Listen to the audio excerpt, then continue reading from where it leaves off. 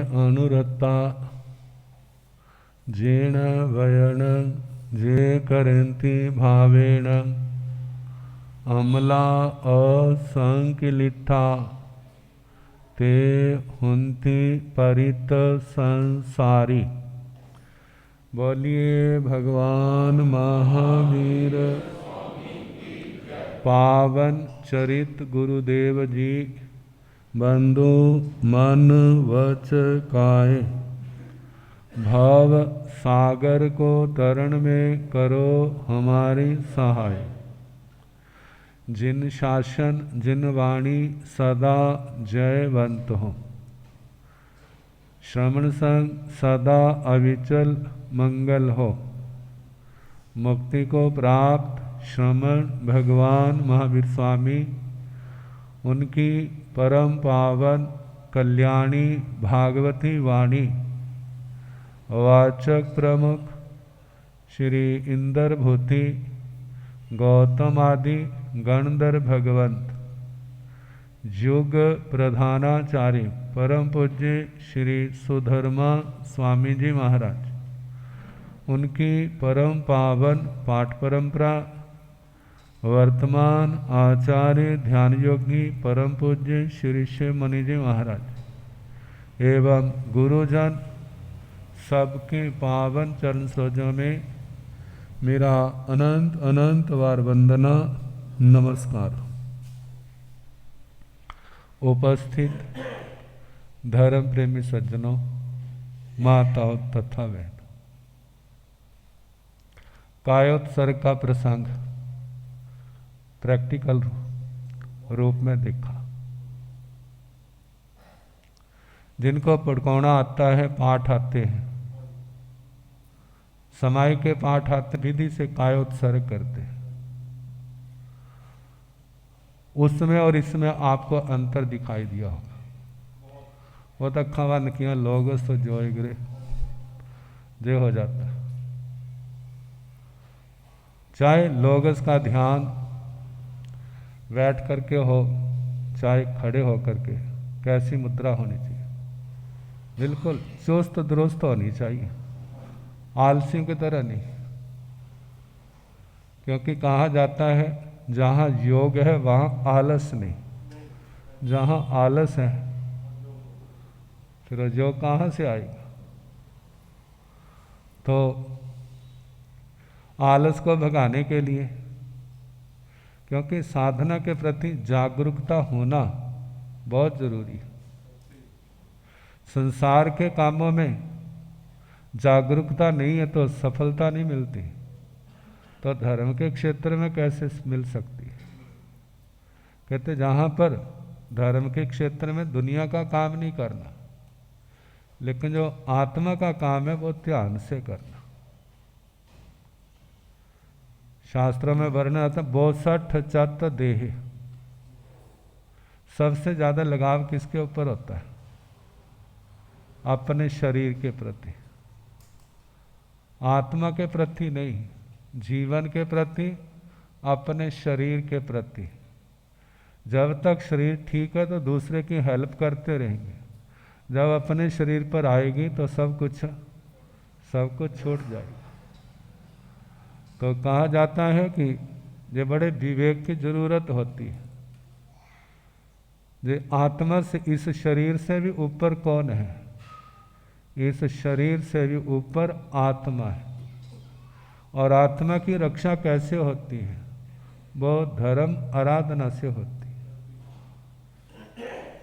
भगवती स्वरूपा महासाध्वी आर्या श्री चंदन वाला जी की माता ने जब देखा मेरी आत्मा का घात होगा, तो कहा कि एक और शरीर का घात है और एक और आत्मा का घात है। ध्यानक कौन है? जिसको ज्ञान नहीं है, समझ नहीं है, वो शरीर को प्रमुखता देता है। जिसकी अंतर आत्मा में ज्ञान का दीपक, ज्ञान की ज्योति है। कहते देह तो नश्वर है, देह नश्वर है, जो सदा रहने वाला नहीं, इसको तो छोड़ना ही है। यदि धर्म खो करके छोड़ा तो बस दुनिया में खोए रहेंगे, आत्मा का कल्याण होने वाला नहीं है। लेकिन धर्म को रखा, आत्मा की रक्षा होगी, देह तो दोबारा भी मिल जाएगा। और धर्म के ऊपर अपने देह को छोड़ने वाले जो हैं, देखा जाए उनका आगे का शरीर और बढ़िया होता है, उनका भविष्य उज्जवल होता है। उन्होंने देह का विसर्जन भोगों के लिए नहीं किया, देह का विसर्जन आत्मा की निर्मलता के लिए किया है। मेरी आत्मा भोग के कीचड़ में ना फंसे, तो कहा देह के प्रति आसक्ति का त्याग। कायोत्सर्ग का क्या है पहला लक्षण? देह के प्रति आसक्ति है तो कायोत्सर्ग नहीं कर सकते। जब कायोत्सर्ग किया है तो मक्खियाँ भी बैठेंगी, मच्छर भी बैठेंगे, कहेंगे बहुत अच्छा मौका मिला। और जब मक्खी बैठती है तो उस समय क्या होता है? ध्यान लगता है। और वो भी कहाँ आके बैठती है? नाक के अग्गर हिस्से में। और थोड़ी सी अंदर चली गई तो बस छींक आ जाएगी जोर से, सारा ध्यान क्या हो जाएगा। और बार बार कहाँ बैठेगी वो? जहाँ हम नहीं चाहते हैं। मानो दो चीज़ें जहाँ पर, एक तो वह मक्खी आपको परिपक्व करने के लिए आ रही है, आपका देह अध्यास, देह का ध्यान कितना टूटता है। और दूसरा आपकी परीक्षा लेने के लिए आ रही है कि आपका ध्यान कितना कच्चा है, कितना पक्का है। देखो भला, हमारा ध्यान पे एक मक्खी, मच्छर क्या कर देते हैं? वो तोड़ देते हैं। लेकिन भगवान ने जब ध्यान लगाया था तो गवाले ने कानों में कीले ठोक दिए थे, लेकिन भगवान हिले तक भी नहीं थे। वो किसी देवी शक्ति की परीक्षा नहीं थी, देखना कितने के पक्के हैं। वो कर्म का भुगतान था। भगवान चार ज्ञान के धनी थे, इसलिए वो जानते थे, और उस कर्म को बड़ी समता के साथ उन्होंने भोगा। तो हमारे आदर्श कौन है? अभी तो नाम मात्र के ही हैं। हमारे आदर्श नाम मात्र के ही है, क्योंकि उनका तो वो कीले जो आर पार कर दिए वो भी ध्यान भंग नहीं कर सके, और हमारा ध्यान छोटे छोटे मक्खी मच्छर वो भी क्या कर देते हैं। कारण क्या है? देह के प्रति आसक्ति है, लगाव है। कहते इसका ध्यान रखो, जो कुछ हो गया भगवान तो मोक्ष में है, भुगतना तो हम ही पड़ेगा। मलेरिया हो गया तो भुगतना तो हम ही पड़ेगा। तो कहा आपने देह को अपना समझ लिया। ऐसे अनेक प्रसंग आते हैं, तो हमें जागरूक रहने के लिए, आगे बढ़ने के लिए देह से ऊपर उठने का प्रयास करना चाहिए। तो कायोत्सर्ग की साधना कराई। ऐसे आगे भी 48 मिनट की आपकी समायक होती है, तो 5-10 मिनट उसमें ज़रूर निकालें। चाहे कुछ हो जाए, सीधे होके बैठना, अक्खां बंद करके। मक्खियाँ बैठे चाहे मच्छर बैठे, यानी जिसमें मच्छर ज़्यादा होते हैं ना, तो सारा शरीर, सारा मुंह कैसे पैक कर लेते हैं भला? जैसे गिफ्ट को पैक करते हैं ना, ताकि कोई मच्छर आ ना जाए। लेकिन मच्छर भी भगवान ऐसा है, पता नहीं कहाँ से रास्ता निकाल लेता है, और पता तभी चलता है जिसमें उसने इंजेक्शन लगा दिया। फिर सोचते ये कम वक्त कहाँ से आ गया। कहते आपने तो देह छोड़ दिया, ये आपके देह पर थोड़ा बैठा है। कहते और किसका है? कहते आपने तो छोड़ दिया है। नहीं छोड़ा है तो कायोत्सर्ग कैसा?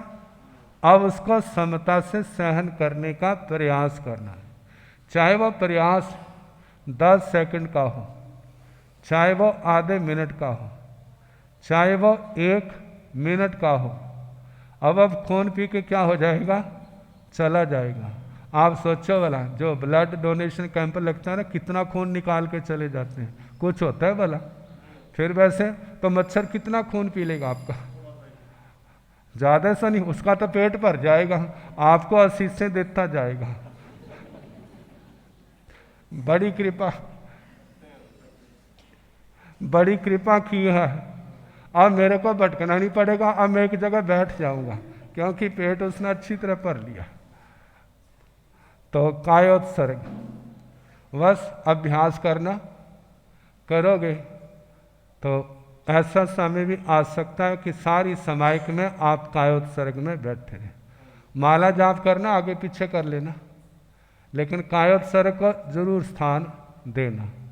और उसके साथ यदि आपने 25 बोल 9 तत्व सीखा है, ध्यान में बैठ गए हैं, तो कायोत्सर्ग का मतलब यह नहीं कि हमने कुछ भी नहीं सोचना। हमारा ध्यान जो है कायोत्सर्ग है, वहाँ पर निर्विचार होने का आग्रह नहीं है। आप 25 बोल उस कायोत्सर्ग में उसकी रिवीजन कर लें, और रिवीजन करके सारे का सारा, और आपको लगेगा आज मेरा 25 बोल का रिवीजन जो आवृत्ति बड़े अच्छे ढंग से हुई। कहेंगे हमारा नहीं आता तो वो क्या करेगा? कहते समय के पाठ आते होंगे, उनका कर लो। कहते हमारे वो भी ना आते हुए तो, कहते फिर तो शर्म की बात है, इतने बड़े हो गए तुम्हारे को समय के पाठ में नहीं आते, उनको सीखो। जब तक नहीं आते हैं तो नवकार मंत्र तो आता है, नवकार मंत्र को ध्यान में, एक तो ना माला करते ना तो सोचते जो 10 मिनट में होती है, 5 में 8 में हो जाए तो अच्छा है। तो जब 10 मिनट वाला काम 8 मिनट में करोगे, 5 मिनट में करोगे, तो फिर स्पीड तो आपको पकड़नी पड़ेगी ना, फिर सुपर फास्ट बनना पड़ेगा, फिर उतना ज़्यादा टाइम लगेगा। लेकिन ऐसा होता है, एक आप वैसे माला करते हैं उसमें टाइम जल्दी हो जाता है, एक आप ध्यान में करते हैं, जो आप ध्यान में करोगे ना, संभव है आपकी माला का परिणाम और उस ध्यान में एक बार पड़ेगा जो परिणाम है वो ज़्यादा होगा। आप विचार करें, भाव से पंच परमेष्ठी भगवंतों को नमन। पहला नमन किनका? अरिहंत भगवान का। कायोत्सर्ग किया है ना, सोचो अरिहंत भगवान इस समय कहाँ पर है? अरिहंत परमात्मा कहाँ पर है? महाविदय क्षेत्र। चलना वहां पर, ले चलो। किस किस ने जाना है? बोलो, हाथ खड़े करोगे? जिस जिसने जाना बताओ। वह थोड़े से हाथ खड़े हुए। जी मैं आपको ले गया और आपका मन वहां लग गया, मैं आपको कहूं चलो भाई वापिस, और आप ना आए तो तुम्हारे घर वाले मेरी क्या स्थिति करेंगे? कहते उसको लेके आना था, नहीं आता था तो आप क्यों आए? आप लेके आओ। मतलब मन से आप क्या क्या कर लेते हैं, करते हो ना? तो मन से एक काम ये भी करो, हम महाविद्य क्षेत्र में जा रहे हैं, रास्ते में बेताडे पर्वत भी आता है। पहले तो अरिहंत परमात्मा को वंदन करें, भगवान हम आप श्री के चरणों में आ रहे हैं, हमें आज्ञा दो, अनुमति दो, हमारा रास्ता निर्विघ्न हो। हमारा रास्ता क्या हो? निर्विघ्न हो। कहते रास्ते में विघ्न कौन से हैं? कहते पहले तो यही देखो कितने कितने बड़े पर्वत हैं। 25 योजन ऊंचा वेताड्य पर्वत है, 100 योजन ऊंचा चूल हिमवंत पर्वत है, उसके आगे हेमभाई, फिर महाहिमवंत 200 योजन ऊंचा, कैसे पार करोगे? फिर उसके आगे हरिवास, फिर आगे 400 योजन ऊंचा, वो कौन है? निषद पर्वत। फिर उसके आगे महाविद्य क्षेत्र है। महाविद्य क्षेत्र इतना थोड़ा जितना का आपका जगरामा है।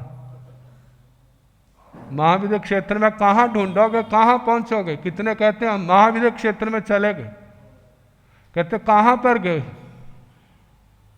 अब कहा जिस समय, अब देखो वहां पर क्या है, देव कुरु है, उत्तर कुरु है, 32 विजय है, कितने बड़े बड़े पर्वत ऊंचे हैं, रास्ते में नदियां हैं, कैसे पार करोगे? कहते वहां पर शरीर को रोकने वाले हैं जे कौन? जे पर्वत, जे नदियां शरीर को रोकने वाले हैं, मन को रोकने की ताकत इनकी नहीं है। मन के अंदर ताकत बहुत है, तो हम शरीर के साथ थोड़ा जा रहे हैं। किसके साथ जा रहे हैं? मन के साथ जा रहे हैं। पहुंचो महाविद्य क्षेत्र का पूरा विदय की सीता नदी, समुद्र के लवण समुद्र के पास 9वां विजय, उस विजय के अंदर 6 खंड है, उसमें जो आर्य खंड है वहां पर भगवान सिमिंदर स्वामी जी विराजमान। मन से विचार करो, समो शरण आ गया, समो शरण आ गया। समो शरण का द्वार, भगवान को वंदना करो। किसी के घर जाते हैं तो अनुमति लेते हैं, मैं आ जाऊं? भगवान आप श्री के चरणों में दर्शन वंदना करनी है, मैं आना चाहता हूं। अनुमति मिल गई, पहुंच जाओ। साक्षात 8 महाप्रतिहारे, स्फटिक का सिंहासन, अशोक वृक्ष, इंद्र महाराज चमर झुलारे, आकाश से फूलों की बरसात, अचित व्यक्ति फूलों की बरसात हो रही। आकाश में देवता देव धुंधवियाँ बजा रहे। भगवान के ऊपर 3 छत्र, पीछे आभा मंडल, भगवान की दिव्य ध्वनि, उनकी आवाज़, जो जिस भाषा में जानता है, उस जिस भाषा को जानता उसी में वो भाषा परिणत हो जाती। सब कुछ भूल करके लोग भगवान का पावन उपदेश सुनते, वहाँ जाकर के वंदना करें, तिखुत्तों का पाठ पढ़ के या भगवान 5 अंग नमा करके हमारी वंदना, हमारा नमस्कार। कहते हैं एक अरिहंत को वंदना करो, सबको वंदना होती। एक अरिहंत की आशातना करो, सबकी आशातना होती। जब एक अरिहंत परमात्मा का दर्शन का सौभाग्य मिला, वंदना करने का मौका मिला, वंदना कर ली है, दर्शन करो। और उसके बाद भगवान के वचन, उनके वचन भगवान महावीर स्वामी से अलग नहीं। वो अपने प्रवचन में यही सुनाते हैं, जे लोक 14 राज्यों प्रमाण है। पुरुष का आकार है, 4 गतियां हैं, नर गति, त्रियंच गति, मनुष्य गति, देव गति। 5 जातियां हैं, 6 काया के जीव हैं, 24 दंडक हैं। हे आत्मा, अनादि काल से आप इसमें भ्रमण कर रहे हो। जब किसी की आंखों पर पर्दा होता है, कुछ भी दिखाई नहीं देता, कभी कहीं जाता है, कभी कहीं जाता है, ठोकरें खानी पड़ती हैं। इस संसार की दलदल से निकलने का आपको मार्ग दिखाया जा रहा है। वो मार्ग क्या है? पाप से निवृत्ति। 18 पापों को जानो और उनसे बचने का प्रयास करो। जितना त्याग करोगे आप अपने मार्ग पर उतनी जल्दी आओगे। 18 पाप, हिंसा, झूठ, चोरी, कुशील, परिग्रह, क्रोध, मान, माया, लोभ, राग, द्वेष, कलह, अभ्याख्यान, पैशुन्य, पर परिवार, रति, माया मृषा, मिथ्या दर्शन, शल्य, इन 18 पापों का त्याग करें। आचरण किसका? अहिंसा का, सत्य का, अस्तेय का, ब्रह्मचर्य का, अपरिग्रह का, क्षमा, सहनशीलता, विनम्रता, मृदुता, सरलता, संतोष, समता, मौन की आराधना, इनका आराधन करो। ये मोक्ष जाने का, संसार को पार करने का रास्ता है। ऐसे स्थान सा जहाँ जाना है वहाँ से वापस नहीं आना। भगवान के शब्द सुने हैं, भगवान को वंदना करो और प्रार्थना करो, भगवान शरीर तो मेरा भरत क्षेत्र में है, मन से आया हूँ, आपकी अनुमति चाहिए, मैं वापस जाना चाहता हूँ। भगवान को वंदना करें और वापस आ जाए। एक कोई वंदना हुई है, चित्त की वृत्तियां कितनी एकाग्र होती हैं, लेकिन ये बिना ज्ञान के संभव नहीं। ज्ञान 25 बोल और 9 तत्व का, लोक का स्वरूप जानने के लिए समय तो निकालना पड़ेगा, सीखने के लिए अभ्यास करना होगा। भाग्यशाली वो लोग हैं जो जहाँ पर प्रयास करते हैं, अपने जीवन को सफल बनाते हैं। समय आपका हो रहा, कल जैसे समय होगा कराने का।